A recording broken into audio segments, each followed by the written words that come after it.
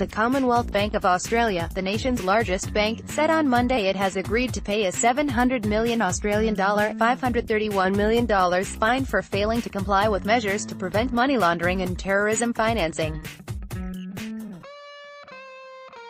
The bank negotiated the fine with the Australian Transaction Reports and Analysis Centre, the government's financial intelligence agency better known as AUSTRAC, to resolve a civil federal court case that began in August. The agreement is subject to court approval.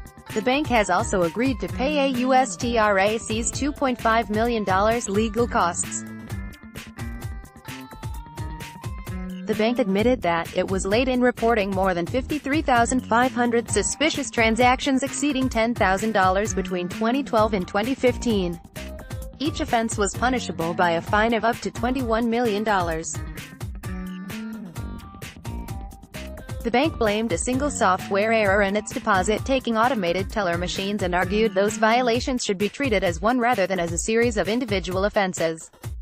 The suspicious transactions were conducted by people connected to the international drug trade, and the bank suspected some transactions may have been associated with terrorism financing.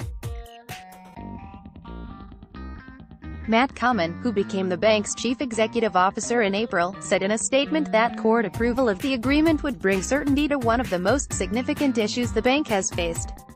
While not deliberate, we fully appreciate the seriousness of the mistakes we made. Our agreement today is a clear acknowledgement of our failures and is an important step toward moving the bank forward. On behalf of Commonwealth Bank, I apologize to the community for letting them down, Common said. The statement added that it would work closely with AUSTRAC on a constructive approach to combating financial crime and protecting the integrity of the financial system.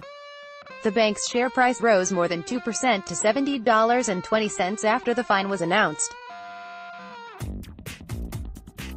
The benchmark S. The government welcomed the agreement.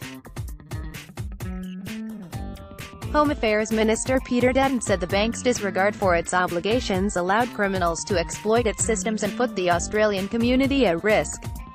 Treasurer Scott Morrison said that the Australian public expected the financial sector to better protect itself from exploitation by criminals and individuals associated with terrorist groups. Complying with the law is non-negotiable, especially when it comes to our largest financial institutions that Australians rely on for their homes and businesses, and the government is serious about enforcing any breaches, Morrison said. Copyright The Associated Press. All rights reserved.